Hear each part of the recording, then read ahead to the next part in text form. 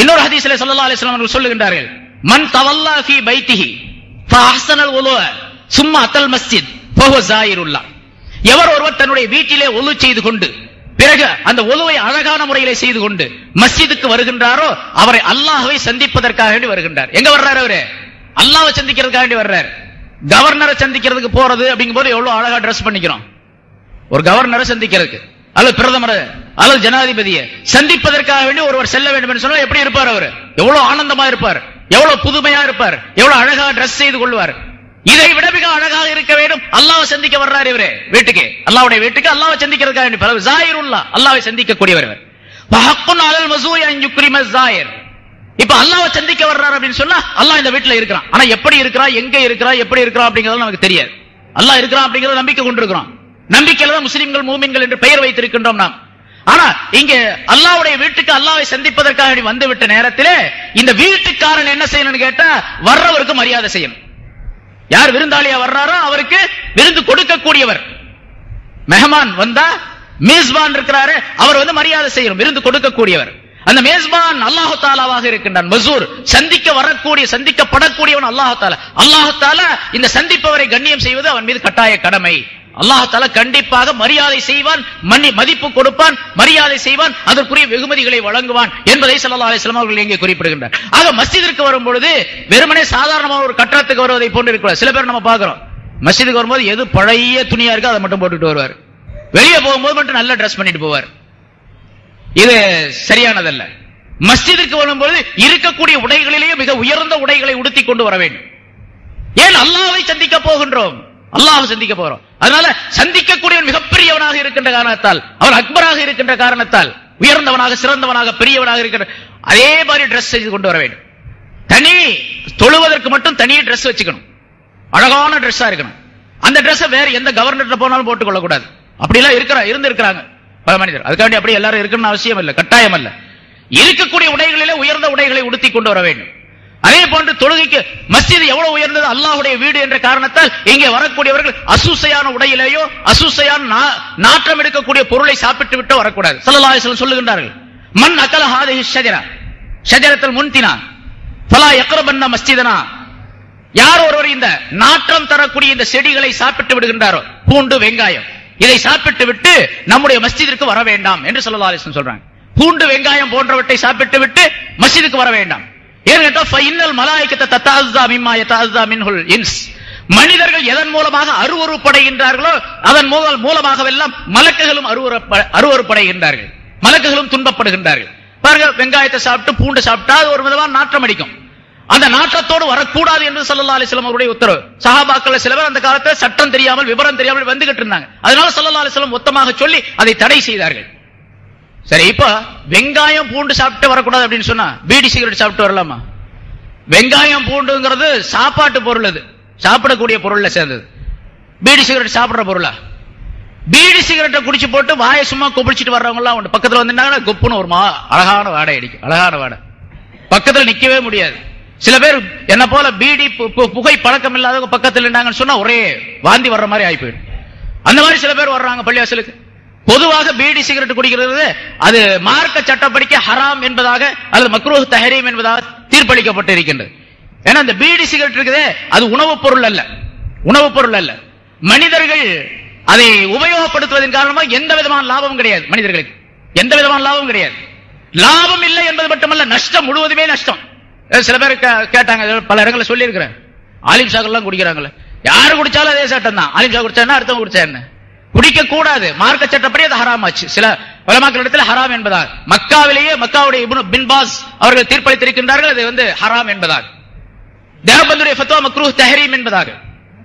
மக்ரூஹ் தஹரீம் சொன்னாலும் அது ஹராமுடைய அந்தஸ்தில் உள்ளது.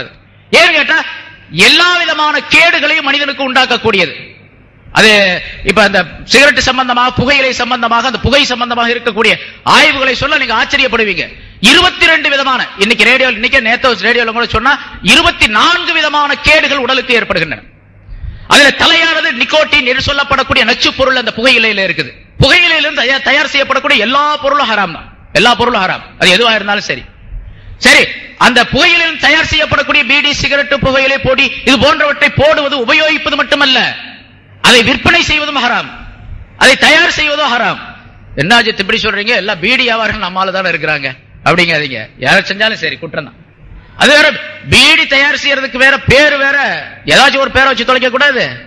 313 முர்சலான நபிமார்கள் பீடி பேரு, பிஸ்மில்லா பீடி, 786 பீடி. பீடிக்கு பேருங்க, நபிமார்களுடைய பேரெல்லாம் வந்துருச்சு பீடியில. அதுவே அசலே ஹராம, அதுக்கு பேரு வேற, நபிமார்களுடைய பேரு 786 பிஸ்மில்லா பேரு, அல்ஹம்துலில்லாஹ் பேரு, எல்லா பேரும் வந்துருச்சு. பெரிய ஆச்சரியமான விஷயம். அதான் நான் முதல்ல ஆரம்பத்திலே சொன்னேன், ஹராம்னு நினைக்காமலே தெரியாமலே செஞ்சுட்டு இருக்காங்க ரொம்ப பேரு. பீடி சிகரெட் குடிப்பதன் காரணமாக 22 அல்லது 24 விதமான தீமைகள் உடலுக்குள்ளே மனிதனுக்கு ஏற்படுகிறது. அதுல மிக தலையான தீமை என்ன தெரியுமா? நிக்கோட்டின் என்று சொல்லப்படக்கூடிய அந்த நச்சுப்பொருளின் காரணமாக மனிதனுடைய நுரையீரல், மனிதன் மூச்சு விடுவதற்கு மிகச் சிறந்த சாதனமாக இருப்பது மூச்சுக்குழல். அதுல இந்த நுரையீரல் இருக்குது பாருங்க, ஆட்டுக்கு நுரையீரல் சாப்பிடுவோம், அது வேக வச்சு சாப்பிட்டா அது நறுக்கு நறுக்குன்னு இருக்கு. அது குழாய்கள், சின்ன சின்ன குழாய், டியூபுகள் இருக்குன்னு. மனிதனுடைய அந்த நுரையீரல்ல 25 கோடி குழாய்கள் இருக்கின்றன. 25 கோடி குழாய்கள் அந்த நுரையீரல்ல இருக்கு. ஒரு மனிதன் ஒரு சிகரெட்டை இழுத்து புகையை உள்ள விட்டான் அப்படின்னு சொன்னா அந்த 25 கோடி குழலுக்குள்ளும் அந்த புகை பூந்து விட்டு வெளியே வருது. மனிதன் இப்போ உடலுக்கு கேட்டை விளைவித்துக் கொள்ளுகின்றான், தீமையை விளைவித்துக் கொள்ளுகின்றான். நீங்க நினைக்கலாம், நான் தானே என்னுடைய உடலுக்கு கேடு உண்டாக்கிக்கிறேன், அதனால என்ன தப்பு? நானே, அடுத்தவங்க செய்யல, நானே என்னுடைய உடலுக்கு தீமையை உண்டாக்கி கொள்ளுகிறேன், அதுல என்ன தப்பு? நானே என்னுடைய உடலுக்கு தீமையை வைப்பது ஹராம், கூடாது. ஏன்னா மனிதனுக்கு கடமைகள் 3.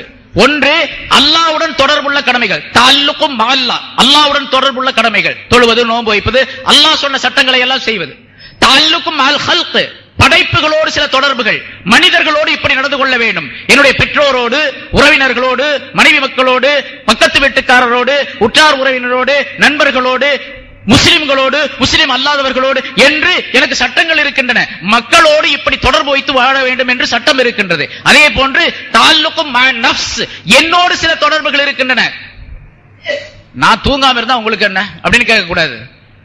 நான் தூங்காம விழிச்சுக்கிட்டே இருக்கிறேன், தூங்குவதே கிடையாது. அப்படி தூங்குவதே இல்லாததின் காரணமாக, தூங்காமல் விழித்துக் கொண்டிருப்பதின் காரணமாக என்னுடைய உடலில் நிறைய நஷ்டங்கள் ஏற்பட்டு விடுகின்றன, கேடுகள் ஏற்பட்டு விடுகிறது. இது அல்லாஹ் தஆலா இடத்தில் குற்றம். உடலுக்கு கேடு ஏற்பட்டு விடுவது குற்றம். நானே ஒரு கத்தியை கொண்டு, ஒரு பிளேடை கொண்டு என்னுடைய கையை அறுத்துக் கொண்டு ரத்தத்தை உண்டாக்கி கொள்ளக்கூடாது, ஹராமாச்சு. ரத்த கையெழுத்து போடுறேன் அப்படின்னு கொஞ்சம் கத்தி எடுத்து கையை கிழிச்சு அதுல கையெழுத்து போடுறாரு, ஹராமாச்சு. கீழே விழுந்தாரு, அடிபட்டுச்சு, ரத்தம் வந்துச்சு, அது வேற, அது இயற்கையா உள்ளது, சாதாரணமா உள்ளது. இவர் வேண்டும் என்றே தன்னுடைய உடலை கெடுத்துக் கொள்ளக் கூடாது. அல்லாஹ் தஆலா குர்ஆன்ல சொல்றான், வலா துல்கு பிஐதீக்கும் இலத் தஹ்லுகா, உங்களுடைய கைகளை நாசப்படுத்துவதின் பக்கம் போட்டு விடாதீர்கள், உங்களை நாசப்படுத்துவதற்கு உங்களுடைய கைகளை உபயோகிக்காதீர்கள் என்று அல்லாஹ் தஆலா சொல்லுகின்றான். பாருங்க, பீடி குடிக்கிறவங்களுக்கு, சிகரெட் குடிக்கிறவங்களுக்கு சொன்ன மாதிரியே இருக்குது, கைகளை நாசத்தின் பக்கம் போட்டு விடாதீர்கள், பீடியை குடிச்சு நாசத்தை உண்டாக்காதீங்க. எதுக்கு சொல்ல வந்தோம்? வெங்காயம் பூண்டு சாப்பிட்டுட்டு பள்ளிவாசலுக்கு வரக்கூடாது, பலா யக்ரபன்னல் மஸ்ஜித, பலா யக்ரபன்ன மஸ்ஜிதனா என்று ஸல்லல்லாஹு அலைஹி வஸல்லம் அவர்கள் சொல்லி இருக்கும்போது பீடி சிகரெட் குடிச்சிட்டு வரலாமா? அதனால வெளியவே குடிச்சிட்டு வர்றோம் ஆஜர்த்து அப்படிங்காதீங்க, வெளியவும் குடிக்க கூடாது. பீடி குடிக்கிறத விட்டுருங்க சுத்தமா. புகையிலை சம்பந்தப்பட்ட எல்லாமே ஹராம். இப்ப அந்த ஆளுகள்லாம் செய்யறாங்களே அஜர்த்து, அதை பத்தி நமக்கு தெரியாது. யாருக்கே எல்லாத்துக்கும் ஒரே சட்டம் தான், எல்லாத்துக்கும் பொதுவான சட்டம் தான். அது யாரு செஞ்சாலும் சரி குற்றம் குற்றம் தான் அது. இப்படி இந்த மஸ்ஜிதுக்கு வருவதின் காரணமாக இப்படி பல்வேறு விதமான நன்மைகளை தெரிந்து கொள்ளக்கூடிய, தீமைகளை தெரிந்து கொள்ளக்கூடிய ஒரு வாய்ப்பு ஏற்படுகின்றது. நன்மைகளை செய்து தீமைகளை விலக்கிக் கொள்ளக்கூடிய வாய்ப்பு ஏற்படுகின்றது. அதனால் இந்த மஸ்ஜித் கட்டாயம் தேவை. இதுபோல்